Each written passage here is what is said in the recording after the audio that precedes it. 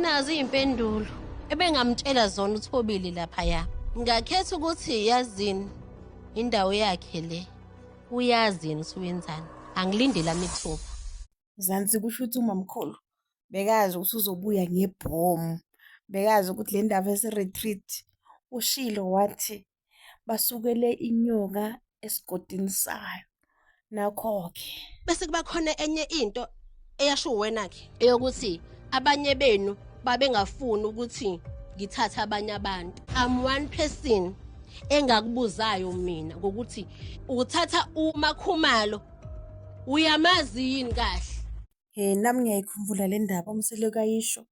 Wayejabule kakhulu uMseleko ngalelo langa. uMakhumalo aceda ukuthenga imoto esho ukuthi abanye bebangakholwa ukuthi uMakhumalo ufanelekile ukuba kaMseleko, babengafuni ukuthi amthathe. Uyakhumbula ukuthi wathini kumina? Sekudala angikhumbuli. Yona babakhe ngempela ikhona into ozokuyikhumbule nje. Yazi mama, mangikhunjuzwa into endala, ngifuna ukukhunjuzwa because angisazi ukuthi ngathini. Ngakubuza ukuthi lo mntwana is the same girl behlangana naye ekhulelwe nje. Angikubuzanga kanjalo. Hayibo, kusho ukuthi umamkhulu wazi thina esingakwazi. uMakhumalo ke wakhulelwa. Hayi kusho ukuthi beka-protecta mhlawumbe i-territory yakhe. Singathi siyamjaja kodwa asazi kwenzakalani eMzumbe. Uye umamkhulu umakhelwane kaMakhumalo eMzumbe bandla. Awusakhumbuli? Lutho. Yaya siyeke le nto ayi. Uma uzongenza isilima manje uqale phansi ubuze mina.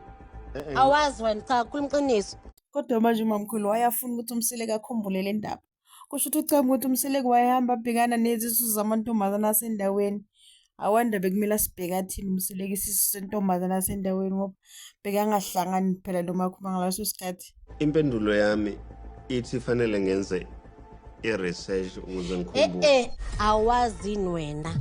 Shuthi bacela uzitshelile ukuthi le kafihliwe indaba ngizoyikhipha. And ngizoyikhipha kubonakale ukuthi nobabakhe uyayazi le ndaba ukuthi kunengane beyikhona. Kodwa zange nje kukhulunywe ngayo kaMseleko. Hayibo. Awusakwazi wena usuwaba nayo ingane before afike kaMseleko. Awukwazi manje wena lokho. Awusakwazi lokho.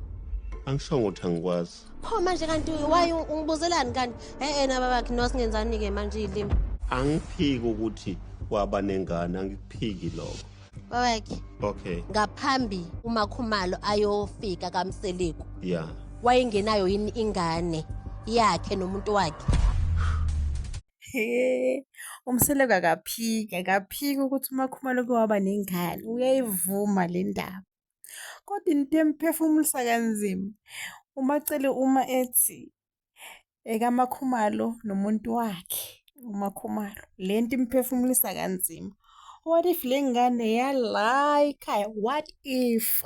Awazi yini? Uyisho ukuthi wena uyayiqala leyo nto awuyazi inhlobo. It's okay. Angiqali leyo nto. Thank you. Soqedeni. Okay.